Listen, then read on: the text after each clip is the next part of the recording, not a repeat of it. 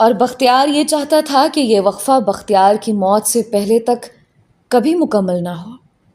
بختیار جانتا تھا کہ اس کی یہ خواہش شدید خود غرضی کے زمرے میں شمار کی جائے گی، لیکن وہ بے بس تھا۔ شاید زندگی میں ہم سب کبھی نہ کبھی ایسی خود غرضی کا شکار ہو ہی جاتے ہیں۔ بختیار نے مجھے خاموش بیٹھے دیکھ کر جلدی سے میرے ہاتھ تھام لیا۔ آپ میرے لیے دعا کریں گے نا؟ دیکھیے، میں بڑی امید لے کر آپ کے پاس آیا ہوں، مجھے مایوس نہ بھیجیے گا واپس۔ آپ نے ٹھیک کہا، نظر کا بھلا بینائی سے کیا واسطہ، اور یہ بھی سچ ہے کہ سبھی بینا وہ نظر نہیں رکھتے۔ تو پھر ہم دونوں مل کر یہ دعا کیوں نہ کریں کہ خدا سائرہ کو بینائی کے ساتھ ساتھ آپ کے مقدر کی وہ ایک نظر بھی عطا کرتے۔ وہ بے چین سا ہو گیا۔ بات صرف میری نہیں ہے، ہماری بصارت کی دنیا سائرہ کی پوروں والی دنیا کے مقابلے میں انتہائی بدصورت ہے۔ یہاں صرف میں ہی بدنما نہیں، وہ یہ سب برداشت نہیں کر پائے گی۔ میں نے ایک گہرا سانس لیا۔ ٹھیک ہے، لیکن دعائیں عرش پار کر جائیں تو پھر واپس نہیں پلٹا کرتے، اس لیے دعا مانگتے ہوئے بہت احتیاط کی ضرورت ہوتی ہے۔ میں چاہتا ہوں کہ آپ کل شام تک دوبارہ سوچ لیں۔ اگر پھر بھی آپ کا یہی فیصلہ رہا تو ہم دونوں مل کر اللہ کے دربار میں اس بد دعا کی عرضی بھی ڈال دیں گے۔ اچانک میرے عقب سے وہی روح کھینچ لینے والی ملائم سی آواز ابھری۔ اگر بد دعا ہی کسی سیاہ نصیب کی دنیا کو بدلنے کا ایک واحد ذریعہ ہے تو ایک بد دعا میرے حق میں بھی فرما دیجیے۔ میں تڑپ کر پلٹا۔ درگاہ کے دروازے کے قریب زہرا کھڑی تھی۔ ہاں، وہ زہرا ہی تھی۔ اگر بختیار میرے سامنے نہ بیٹھا ہوتا تو میں اسے ایک خواب ہی سمجھتا، لیکن وہ تعبیر تھی، میرے نہ صحیح کسی اور کے خوابوں ہی کے صحیح۔ لیکن زہرا یوں شام ڈھلے اور اس طرح اکیلے یہاں، میں اپنی جگہ جم سا گیا۔ بختیار کی آنکھوں میں بھی حیرت کی جھلک دکھی۔ اس نے ایک جانب ہو کر زہرا کے لیے جگہ خالی کی اور زہرا میرے سامنے آ کر بیٹھ گئی۔ اس کی نظریں جھکی ہوئی تھیں اور آج بھی پلکوں کی وہی لرزش بے کراں میرے اندر کی دنیا اتھل پتھل کر رہی تھی۔ کچھ دیر کے لیے کائنات تھم سے گئے اور پھر اس کے لب ہلے۔ خرم کی امی آپ کا نیچے گاڑی میں انتظار کر رہی ہے، خرم بھی ان کے ساتھ ہے۔ وہ اوپر تک نہیں آ سکتے، اس لیے میرے اندر زور کا جھکڑ چلا اور میرے دل کی ڈالی پر بچا آخری پتا بھی ٹوٹ کر خاک میں جا ملا۔ گویا میرا نصیب بھی میرا رقیب لکھے گا۔ میں نے بختیار سے معذرت طلب کی، لیکن میرا لہجہ نہ چاہتے ہوئے بھی تلخ ہوتا چلا گیا۔ معافی چاہتا ہوں، مجھے کچھ دیر کے لیے درگاہ سے باہر جانا ہوگا۔ آپ تو بد دعا لینے کے لیے یہاں تک خود چل کر آتے ہیں، لیکن کچھ لوگوں کو دعا بھی اپنے دروازے پر درکار ہوتی ہے۔ وہ خود اٹھ کر کسی کے در پر نہیں آتا، اپنا اپنا مقدر ہوتا ہے۔ زہرا نے میری بات کا گھاؤ محسوس کر کے بھی اپنی نظر جھکائے رکھی۔ بختیار جو حیرت سے ہم دونوں کی جانب دیکھ رہا تھا، کچھ ہڑبڑا سا گیا۔ جی جی ضرور، کیوں نہیں، میں پھر کسی وقت حاضر ہو جاؤں گا۔ آپ سائل کی سن لیں، جانے ہم دونوں میں سے سائل کون ہے اور سوالی کون۔ بختیار میری بات سن کر اٹھتے اٹھتے ایک بار پھر ٹھٹک گیا اور پھر موقع کی نزاکت سمجھتے ہوئے سلام کر کے وہاں سے چل دیا۔ میں اور زہرا درگاہ کے صحن میں اکیلے رہ گئے۔ زہرا کی لرزتی پلکیں کچھ نم سی ہونے لگیں۔ میں نے اسے چلنے کا اشارہ کیا۔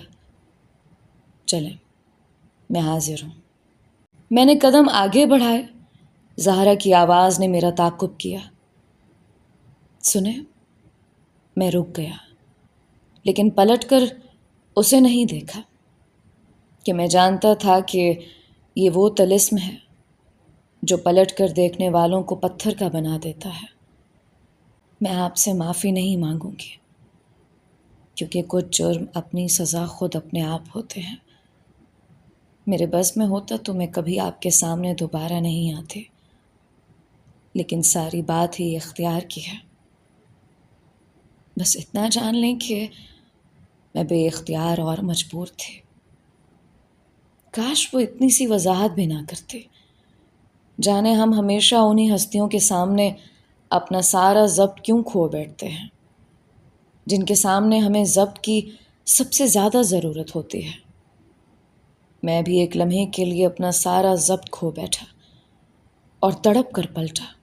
وہ سر جھکائے اپنا کانپتا وجود سنبھالنے کی کوشش کر رہی تھی۔ کم از کم آپ کی زبان سے یہ مجبوری کا ہیلا بہت عجیب لگتا ہے۔ میں نے آپ سے کوئی وضاحت طلب نہیں کی، نہ ہی آپ کو اپنے دل پر کسی قسم کا بوجھ لیے رکھنے کی ضرورت ہے۔ میں سمجھ سکتا ہوں لڑکیاں اپنے مستقبل کے بارے میں کافی محتاط ہوتی ہیں۔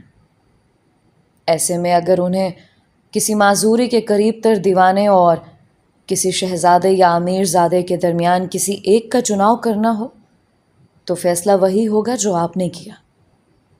ساری عمر کے لیے کسی معذور کی بیساکھیاں بننے سے بہتر ہے کسی مضبوط شانے کا سہارا بن کر زندگی گزار دی جائے۔ مجھے اس فیصلے پر آپ سے کوئی گلہ نہیں ہے۔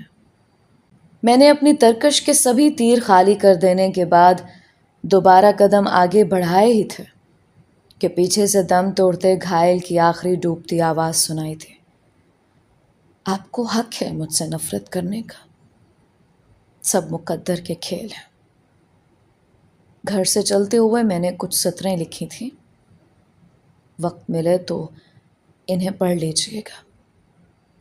زہرا نے اپنے ہاتھ میں پکڑا ایک طے شدہ ورق میرے حوالے کر دیا اور آگے بڑھ گئے۔ میں اسے یہ بھی نہ کہہ پایا کہ نفرت محبت کا سب سے خطرناک روپ ہوتا ہے، اور شاید محبت سے بھی کہیں زیادہ خالص اور سچا روپ۔ میں درگاہ کی سیڑھیاں اتر کر زہرا کے نقش قدم پر چلتا ہوا جب نیچے پہنچا تو مجھے دیکھ کر خرم کی والدہ جلدی سے گاڑی سے نیچے اتر آئیں، لیکن خرم حسب معمول گاڑی میں ہی بیٹھا رہا۔ آج بھی وہ ڈرائیور کے ساتھ ڈرائیونگ سیٹ کے مقابل والی نشست پر بیٹھا تھا۔ اس کے چہرے سے آج پلاہٹ جھلک رہی تھی۔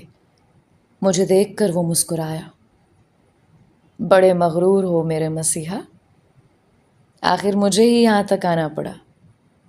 خرم کی ماں نے میرے سر پر ہاتھ پھیرتے ہوئے گھور کر اپنے بیٹے کو تنبیہ کی۔ شہزاد، تمیز سے۔ تب میں نے پہلی مرتبہ نوٹ کیا کہ خرم کی امی جب بہت پریشان یا سنجیدہ ہوتی تو خرم کو شہزاد بلاتی تھیں۔ میرے پاس غرور کے قابل کچھ نہیں ہے۔ سبمان سارے غرور ٹوٹ کر چکنا چور ہو چکے ہیں۔ میں تو اب بس خاک کا ایک ڈھیر ہوں۔ غرور اور فخر کے گہنے تو آپ جیسوں پر سجتے ہیں جنہیں ایک کائنات میسر ہے۔ اپنا نصیب تو بس داغ ہی ہیں۔ خرم نے چونک کر میری آنکھوں میں جھانکا۔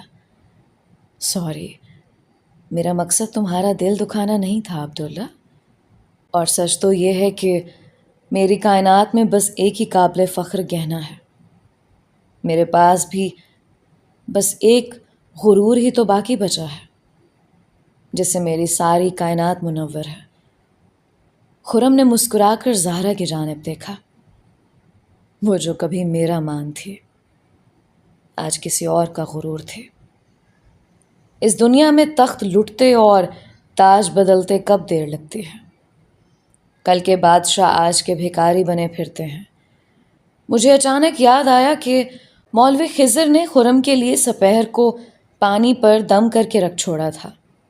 میں نے خرم کی والدہ سے کہا کہ وہ خرم کو اوپر درگاہ ہی پر لے چلیں تاکہ مولوی صاحب ہی اس کو وہ پانی بھی پلا دیں، لیکن مجھے یہ دیکھ کر کچھ عجیب سا لگا کہ میری بات سنتے ہی ان کے چہرے پر ایک عجیب سا تردد سا چھا گیا۔ انہیں ہچکچاتے دیکھ کر میں نے خرم سے کہا کہ 2 گھڑی کے لیے وہ میرے ساتھ درگاہ کے حجرے تک آ جائے تاکہ مولوی خضر سے بھی اس کی ملاقات ہو جائے۔ خرم بھی کسی سوچ میں پڑ گیا، جیسے میں نے کوئی بہت سا مشکل سوال پوچھ لیا ہو۔ زہرا کے چہرے پر بھی کئی رنگ آ کر گزر گئے۔ کچھ دیر کے لیے وہ تینوں خاموشی سے ایک دوسرے کی جانب دیکھتے رہے۔ پھر خرم نے جیسے کوئی فیصلہ کر لیا اور اس کے چہرے کی مخصوص مسکراہٹ لوٹ آئی۔ اچھا چلو، آج ہم بھی یہ مار کا سر کر ہی لیتے ہیں، ورنہ تم یہی سوچو گے کہ یہ کیسا مغرور اور سر پھرا امیر زادہ ہے جو خود اپنے مطلب کے لیے بھی 2 قدم چل کر اوپر نہیں آ سکتا۔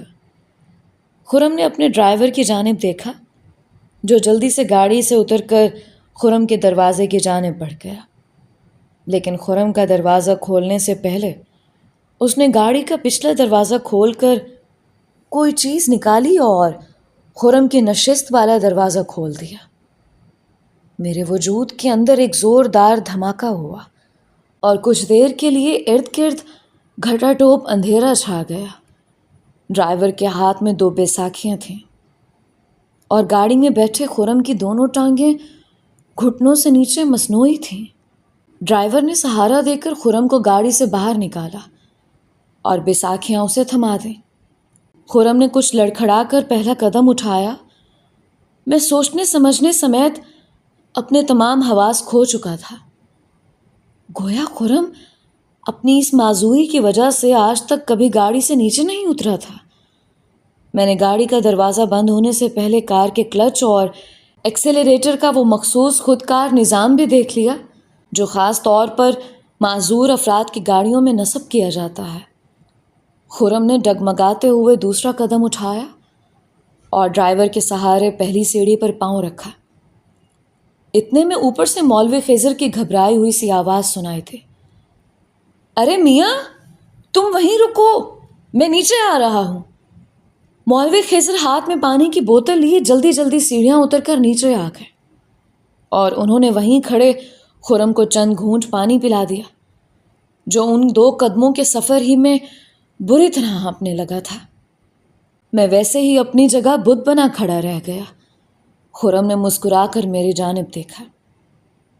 میں نے کہا تھا نا، میرے پاس فخر کرنے کی بس ایک ہی وجہ رہ گئی ہے، لیکن یقین مانو یہ آخری مان اور بھرم ہی اس ایک زندگی کو کنارے لگانے کے لیے کافی ہے۔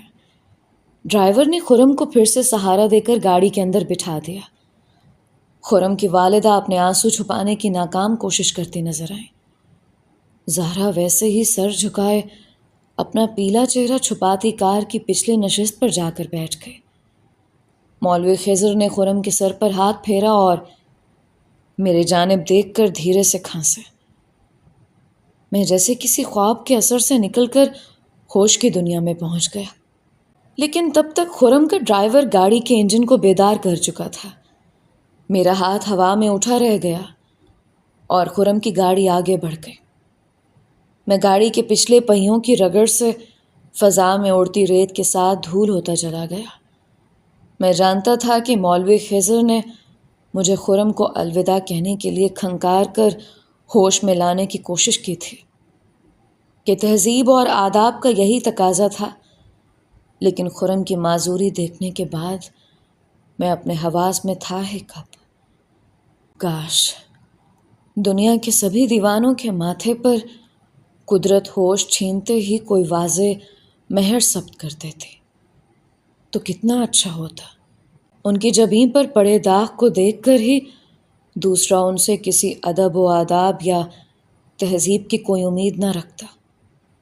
نہ جانے میں کس طرح لرزتے قدموں کو سنبھالتا واپس درگاہ کے صحن تک پہنچا۔ آج سمندر کی لہروں کی بھی آپس میں کوئی جنگ چل رہی تھی شاید، اسی لیے ان کے چنگھاڑنے اور لڑنے کی آوازیں درگاہ کے اندر بھی سنائی دے رہی تھیں، لیکن اس شور سے کئی گنا زیادہ شور اس وقت خود میرے وجود کے سمندر میں اٹھ رہا تھا، سماعتیں معطل کر دینے والا شور، شاید بہت شدید اور حدوں کو پار کر جانے والا شور بھی خاموشی ہی کی ایک قسم بن جاتا ہے۔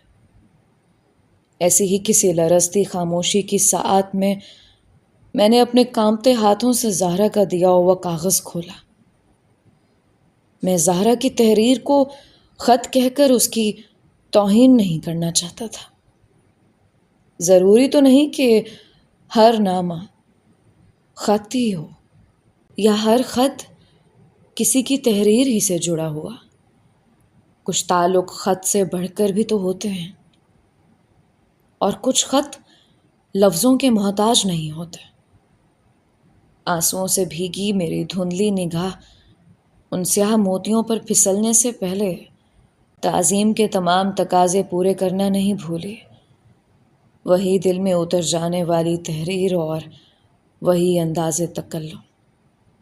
کون کہتا ہے کہ ثبات صرف ایک تغیر کو ہے، اور بھی کچھ ایسا ہے کہ جس کی دلکشی سدا قائم رہنے والی ہے۔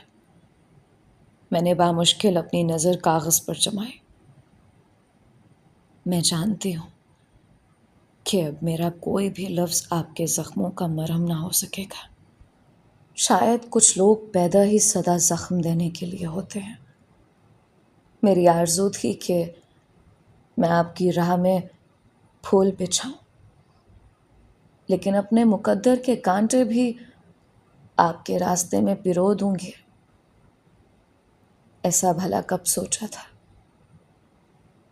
آپ کی ہر بدگمانی جائز ہے، اور اگر میرا آپ کا دوبارہ سامنا نہ ہوتا تو شاید میں انہی بدگمانیوں کے تپتے سائے تلے اپنی باقی تمام زندگی گزار دیتی، کیونکہ کبھی کبھی یہ بدگمانی ہی کسی کے جینے کا سہارا بن جاتی ہے۔ آپ کا مجھ سے بدگمان رہنا ہی خود آپ کے لیے بہتر تھا، لیکن میری بے بسی کی انتہا دیکھیے کہ میں اپنے حق میں کسی کی عمر بھر کی بدگمانی کی حقدار بھی نہیں رہی۔ میری نظریں تیزی سے خط کے منظرنامے کو اپنے ذہن کے پردے پر منتقل کرنے لگیں۔ زہرا کی کہانی ٹھیک اسی دن سے شروع ہوتی تھی جس دن میری داستان کا اختتام لکھا تھا۔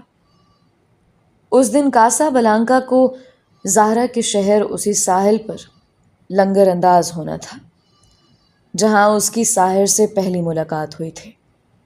زہرا کو ساحر کا پیغام مل چکا تھا کہ وہ زہرا کو بندرگاہ کے ساحل پر پہلا قدم دھرتے ہی اپنے سامنے دیکھنا چاہتا تھا، کہ یہی تو وہ ساحل تھا جہاں ساحر کے دل نے آخری بار لنگر انداز ہو کر زہرا کے قدموں میں ڈیرا ڈال دیا تھا۔ ساحر کو سفر پر نکلے آج 6 مہینے پورے ہو رہے تھے، اور یہ بات صرف زہرا کا دل ہی جانتا تھا کہ اس نے یہ 6 ماہ کس طرح پل پل کر کے کاٹے تھے۔ لیکن آج کا دن کاٹے نہیں کٹ رہا تھا۔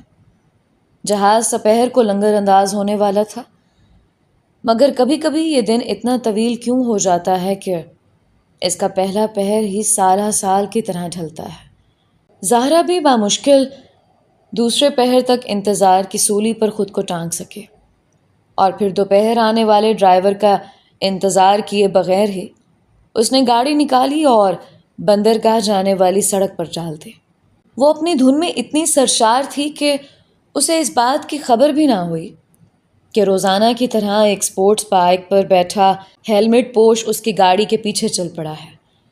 سیاہ رنگ کا ہیلمٹ پہنے یہ نوجوان گزشتہ چند روز سے زہرا کے گھر کے آس پاس ہی منڈلاتا رہتا تھا، اور جیسے ہی زہرا ڈرائیور وغیرہ کے ساتھ کسی بھی مقصد سے گھر سے باہر نکلتی تو وہ اس وقت تک زہرا کی گاڑی کا طواف جاری رکھتا جب تک وہ واپس گھر نہیں پہنچ جاتے۔ زہرا سے پہلے زہرا کے ڈرائیور نے یہ بات محسوس کر لی تھی، اور اس نے ایک آدھ بار رک کر موٹر سائیکل سوار سے یہ پوچھنے کی کوشش بھی کی کہ وہ کیوں گاڑی کا پیچھا کر رہا ہے، لیکن ڈرائیور کی گاڑی سے اترتے ہی وہ ہیوی بائک ایک زوردار ایکسیلریٹر کے ساتھ فراٹے بھرتی ہوئی آگے بڑھ جاتے تھے۔ ڈرائیور نے زہرا کی توجہ بھی اس جانب مبذول کروائی۔ الجھن تو زہرا کو بھی ہوئی، مگر اس نے ڈرائیور کو یہ بات گھر میں کسی کو بھی بتانے سے منع کر دیا، کیونکہ وہ نہیں چاہتی تھی کہ اس کے والدین بلا وجہ پریشان ہوں۔ ہاں، البتہ زہرا نے خود گھر سے نکلنا کم کر دیا، اور اگر کسی اشد ضرورت سے گھر سے باہر جانا بھی پڑتا تو وہ دن کے اجالے ہی میں کام نمٹا کر جلد از جلد واپس گھر پہنچنے کی کرتے۔ لیکن اس روز ساحر کے آنے کی خوشی میں وہ تمام احتیاطیں بھلا بیٹھے، اور اسے ہوش تب آیا جب اس نے ایک قدرے ویران سڑک پر اسی نیلے رنگ کی ہیوی سپورٹس بائک کو اپنی گاڑی کے تعاقب میں آتے دیکھا۔ زہرا کے ہاتھ پاؤں پھولنے لگے، کیونکہ وہ نہایت معمولی سی رفتار کے ساتھ گاڑی چلانے کی عادی تھی، اور اسے تیز رفتاری کا بالکل بھی تجربہ نہیں تھا، جبکہ اس وقت وہ بائک سوار اس کی گاڑی کے پچھلے بمپر سے بالکل چھوتے ہوئے اپنی بائک کی رفتار بڑھاتا چلا آ رہا تھا۔ زہرا نے بھی بوکھلا کر گاڑی کی رفتار بڑھا دی، مگر فاصلہ بڑھنے کی بجائے مزید کم ہوتا چلا گیا۔ زہرا کا پاؤں ایکسیلریٹر پر دبتا چلا گیا، اور مرسیڈیز کا بھرپور طاقتور انجن اپنے وحشی زور کے بل پر بے قابو ہونے لگا۔ اور پھر جب ایک مصروف سڑک پر موڑ کاٹتے ہی اچانک اشارہ سرخ ہو گیا تو زہرا سے گاڑی سنبھالنا مشکل تر ہو گیا۔ عجلت میں لگائی گئی بریک نے مرسیڈیز کے چاروں پہیے تو تارکول کی سڑک پر پیوست کر دیے، لیکن گاڑی کی بکیا باڈی اس اچانک جھٹکے کی وجہ سے بری طرح جھول کر گھومی، اور پیچھے سے آتی ہیوی بائک زوردار آواز کے ساتھ گھومتی ہوئی گاڑی کے دروازے والی طرف سے ٹکرائے۔ موٹر سائیکل سوار اس طرح ہوا میں اچھلا جیسے کسی توپ سے نکلا ہوا کوئی گولہ، اور فضا میں کلابازیاں کھاتا گاڑی کے اوپر سے ہوتا ہوا دوسری جانب سڑک پر دھم سے گر کر بے سدھ ہو گیا۔ لیکن آنکھیں بند ہونے سے پہلے اس نے بائیں جانب سے ایک کار کو تیزی سے اپنی جانب بڑھتے دیکھ لیا تھا۔ سوار نے کسمسا کر اپنا وجود بچانے کی ایک آخری کوشش کے طور پر کروٹ بدلنے کی کوشش کی، لیکن کار رکتے رکتے بھی اس کی گھائل ٹانگوں کو روند گئی۔ فضا میں خون کے چند چھینٹے اڑے، اور زہرا، جس کا سر جھٹکے کی وجہ سے زوردار طریقے سے اسٹیئرنگ سے ٹکرا چکا تھا، یہ سب دیکھ کر وہیں بیٹھے بیٹھے ڈھہ گئی، اور جب اسے ہوش آیا تو رات آدھی سے زیادہ بیت چکے تھے، اور وہ شہر کے معروف ہسپتال کے ICU میں اپنے پریشان والدین اور ڈاکٹروں کے ہجوم میں گھری ہوئی تھے۔ اس کے ذہن میں پہلا خیال یہی آیا کہ ساحر کا جہاز بندرگاہ پر لنگر انداز ہوا ہوگا، اور جب ساحر نے زہرا کو وہاں اپنے استقبال کے لیے نہیں پایا ہوگا تو وہ کتنا پریشان ہوا ہوگا۔ ضرور ساحر نے زہرا کے گھر پر بھی رابطے کی کوشش کی ہوگی، لیکن گھر پر نوکروں کے سوا اور کون تھا جو اسے تسلی بخش جواب ہی دے پاتا۔ زہرا نے ڈاکٹروں سے پہلا سوال اس سپورٹس بائک والے گھائل کے بارے میں پوچھا، لیکن جواب میں اسے نیند کا انجیکشن ملا، اور زہرا اپنے سر میں اٹھتی ٹیسوں سمیت پھر سے غافل ہو گئی۔ شاید یہ ٹھیک وہی لمحہ تھا جب دوسری جانب ساحر اپنے حواس کھو رہا تھا، اور پھر جب تک 2 دن بعد زہرا کے ہوش سنبھلے تب تک ساحر اپنے جنوں کے آخری دور سے گزر کر لندن کے لیے پرواز کر چکا تھا۔ لیکن زہرا کے المیے کا آخر ابھی لکھا جانا باقی تھا۔ ایک نئی قیامت اسی ہسپتال کے ایک کمرے میں اس کا انتظار کر رہی تھی، جہاں اس کی گاڑی سے ٹکرا کر گرنے والا موٹر سائیکل سوار موت و زندگی کے اس دوراہے پر کھڑا تھا جہاں سے کچھ کم خوش نصیب ہی واپس پلٹتے ہیں۔ اور یہ دیکھ کر زہرا کی روح ہی اس کے بدن سے نکل گئی کہ اس نوجوان کی دونوں ٹانگیں گھٹنوں سے نیچے غائب تھیں۔ کار نے اس بری طرح سے انہیں کچل ڈالا تھا کہ ڈاکٹروں کے پاس اور کوئی چارہ ہی نہیں تھا۔ ذرا سا مزید انتظار سارے جسم میں زہر پھیلنے کا باعث بن سکتا تھا۔ نوجوان کا نام خرم شہزاد تھا، اور اس کے نڈھال سے والدین بھی وہیں موجود تھے۔ زہرا تو ٹھیک طرح سے انہیں آداب بھی نہیں کہہ پائے۔ پولیس کی ابتدائی تفتیش کے مطابق بظاہر یہ ایک خطرناک ایکسیڈنٹ کا کیس تھا، جس میں سراسر غلطی زہرا کی تیز رفتاری اور اچانک بریک تھے، لیکن خرم کے والدین نے پولیس کو FIR درج کرنے سے روک دیا تھا۔ وہ خود بھی شہر کے بڑے متمول تھے، اور براہ راست زہرا کے والد حاجی مقبول کو نہ جاننے کے باوجود وہ ان کے بڑے خاندان اور رتبے سے واقف تھے۔ خرم نے بھی پہلی مرتبہ ہوش میں آتے ہی پولیس کو یہی بیان دیا تھا کہ غلطی زہرا کی نہیں تھی، وہ خود ہی نہایت تیز رفتار کا عادی تھا۔ زہرا کے والدین کو بھی اچھی طرح اس بات کا اندازہ تھا کہ اگر خرم کا خاندان جذبات میں آ کر زہرا کے خلاف کوئی شکایت درج کرا دیتا تو انہیں اپنی بیٹی کی بے گناہی ثابت کرنے کے لیے کتنی بھاری قیمت ادا کرنی پڑتی، اور معاشرہ کس کس انداز میں انہیں اپنے تیروں کا نشانہ بناتا۔ لیکن یہ ان کی بھی خوش قسمتی تھی کہ ان کا پالا ظرف والوں سے پڑا تھا۔ ہاں، مگر اگلے کے ظرف کا بوجھ اٹھانا بھی تو صرف ظرف والوں ہی کا خاصہ ہے۔ جبھی تو زہرا کے والدین بھی گزشتہ 3 روز سے خرم کے پرائیویٹ وارڈ کے دروازے سے لگے کھڑے تھے، مگر جن کا جوان بیٹا عمر بھر کے لیے معذور ہو چکا ہو، ان کا دکھ کوئی کیا ناپے۔ خود خرم کی اپنی دنیا ہمیشہ کے لیے لٹ چکے تھے۔ وہ تیز رفتار کا دل دادا اور زندگی سے بھی ایک قدم آگے چلنے کا عادی تھا، مگر وقت نے ایسا وار کیا کہ وہ اپنے قدم ہی کھو بیٹھا۔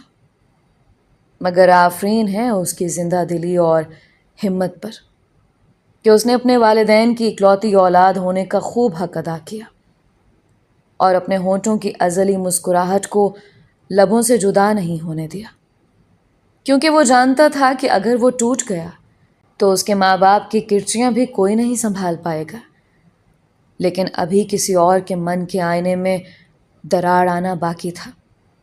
قدرت جب زندگیاں بدلنے کا فیصلہ کر لیتی ہے تو پھر ہر دعا بد دعا میں تبدیل ہونے لگتی ہے۔ خرم نے پہلی تنہائی پاتے ہی زہرا کو بتا دیا کہ وہ پچھلے کئی ہفتوں سے صرف زہرا کی ایک جھلک دیکھنے کے لیے پہروں اس کی کوٹھی کے چکر کاٹتا رہا ہے۔ خرم نے زہرا کو پہلی مرتبہ کتابوں کی ایک بڑی نمائش میں غالب اور میر میں گھرے دیکھا، اور بس دیکھتا ہی رہ گیا۔ زہرا کا نقاب سے جھلکتا خیرہ کن حسن اس کے دل پر بجلی کی چمک کی طرح کوندا اور پل بھر میں ہی بھسم کر گیا۔ لیکن کون جانتا تھا کہ خرم کی اس پہلی نظر کا انجام اس کی ازلی معذوری کی صورت نکلے گا۔ خرم کی حالت حادثے کے دن سے لے کر اب تک بنتی بگڑتی جا رہی تھی۔ خون کے حد سے زیادہ اخراج اور پھر ایک طویل آپریشن نے اس کی رگوں سے جان کھینچنے میں کوئی کسر نہیں چھوڑی تھی۔ لیکن زہرا کو دیکھتے ہی اس کے اندر پھر سے جینے کی خواہش جاگ اٹھتی تھی، اور پھر ایسے ہی ایک لمحے میں جب نبضیں ڈوبنے لگتی ہیں، خرم نے زہرا سے اس کا سدا کا ساتھ مانگ لیا۔ فیصلہ کرنے کی آزادی بہرحال زہرا کو میسر تھی، اور خرم نے نہا کا حق بھی اسے تفویض کر دیا تھا۔ لیکن کبھی کبھی یہ حق اور اختیار خود انسان کے لیے سب سے بڑی زنجیر بن جاتا ہے۔ زہرا ابھی خرم کو یہ بتا بھی نہیں پائی تھی کہ اس کی روح پہلے ہی ساحر کی راہ میں پلکیں بچھائے منتظر ہے، کیونکہ خرم کی بنتی بگڑتی حالت کو قرار نہ تھا۔ زہرا نے خود کو گھر میں بند کر لیا۔ خرم کی معذوری ہی زہرا کی سب سے بڑی مجبوری بنتی چلی گئی، کیونکہ وہ اب بھی کہیں نہ کہیں اس کی اس حالت کا ذمہ دار خود کو ہی سمجھتی تھی۔ حالانکہ خرم نے خود اپنے والدین سے بارہا یہ بات کہی تھی کہ اپنی اس معذوری کے بعد وہ خود کو کسی طور پر بھی زہرا کے قابل نہیں سمجھتا، اور زہرا کے انکار کا اسے صدمہ ضرور ہوگا پر اچنبھا نہیں، کیونکہ دنیا کی کوئی بھی لڑکی عمر بھر کے لیے کسی معذور کی بے ساکھیاں بننا نہیں پسند کرے گی۔ زہرا تک خرم کے یہ خیالات بھی خرم کی ماں کے وسیلے ہی سے پہنچے، اور زہرا یہ چاہتی تھی کہ وہ خرم کو انہی کے ذریعے یہ پیغام پہنچائے کہ اس کی ناح کی وجہ خرم کی معذوری نہیں، کوئی اور ہے۔ لیکن کچھ پیغام ہمیشہ ہونٹوں میں دبے اور کچھ باتیں ہمیشہ انکہی رہ جاتی ہیں۔ اس سے پہلے کہ زہرا انہیں کچھ بتا پاتی، خرم کی ماں نے اس کی تازہ طبی رپورٹ زہرا کے سامنے رکھ دی، جس میں واضح درج تھا کہ خرم کی پوری صحت یابی اب دوا سے زیادہ اس کی قوت ارادی پر منحصر ہے، اور خرم کی ماں کو یہ پتہ تھا کہ اس کا بیٹا اب زندگی کی طرف تبھی لوٹ پائے گا جب اسے دوسرے کنارے پر زہرا اپنا انتظار کرتی ملے گی، ورنہ خرم کا بخار اب اس کی سانس کے ساتھ ہی ٹوٹے گا۔ خرم کا پیغام آج 7واں دن تھا، اور اتنے ہی دن خرم کی مسلسل اور لگاتار حرارت ہونے کو آئے تھے۔ ابھی زہرا اسی ششو پنج میں تھی کہ ہسپتال سے خرم کی والدہ کے لیے جلد پہنچنے کا پیغام آ گیا، کیونکہ خرم کی سانس پھر سے اکھڑنے لگی تھی۔ وہ سب بھاگم بھاگ ہسپتال پہنچے تو اس ابتر حالت میں بھی زہرا کو اپنے سامنے دیکھ کر خرم کے ہونٹوں پر مسکراہٹ آ گئی۔ کمرے سے نکلتے ہی خرم کی ماں سسک پڑی اور اس نے زہرا کے سامنے باقاعدہ ہاتھ جوڑ دیے۔ زہرا نے روتے ہوئے ان کے جڑے ہاتھ کھول کر اپنے مقدر کے سبھی دروازے ہمیشہ کے لیے بند کر دیے۔ زہرا کے والدین کے ہاتھ تو حادثے والے دن ہی سے بندھے ہوئے تھے، لیکن زہرا نے اپنے گھر والوں کے سامنے واحد شرط یہی رکھی کہ ماضی کے سنہری دھاگوں سے ناتا توڑنے کے لیے شہر والی کوٹھی چھوڑ کر مضافات والی حویلی میں بسیرا ڈالا جائے۔ پرانے گھر کے نوکروں کو بھی تاکید کر دی گئی کہ نئے ٹھکانے کی اطلاع کسی کو نہ دی جائے۔ زہرا کے سامنے دو ہی راستے تھے کہ ساحر کو یہ سب بتا کر اس کے جنون کو دیوانگی کی آخری حد تک پہنچا دے، یا پھر خاموشی سے سب کچھ سہہ کر ساحر کے ٹھیک ہو کر پلٹ آنے تک خود کو کہیں چھپا لے، بدگمانیوں کو اس حد تک ہوا دے کہ ہلکی آنچ بھڑکتی ہوئی آگ میں بدل جائے اور ساحر سے ہر رشتہ جل کر بھسم ہو جائے۔ زہرا نے دوسرا راستہ اختیار کیا کہ اس میں اسے سب کا بھلا نظر آیا، لیکن نصیب تدبیر سے ہمیشہ ایک قدم آگے کی چال چلتا ہے کہ زہرا کا سامنا ایک بار پھر ساحر سے ہونا بھی تو اس مقدر نے طے کیا تھا۔ میں نے لرزتے ہاتھوں سے زہرا کا خط تہہ کیا۔ مجھے خبر ہی نہیں ہوئی کہ کب آسمان نے میرے آنسو دھونے کے لیے اپنی بوندوں کی بوچھار شروع کر دی۔ میں برستی بارش میں درگاہ کے صحن میں بیٹھا بھیگتا رہا اور زہرا کی تحریر کے لفظ دھل کر صحن میں بہتے چلے گئے۔ کاش میرے نصیب کی تحریر بھی اتنی ہی کچی ہوتی کہ میرے آنسوؤں سے دھل جاتے۔ میرے ذہن میں پھر اسی مجذوب کی پیش گوئی گونجے، تجھے خدا ہی ملے گا نا وصال صنم۔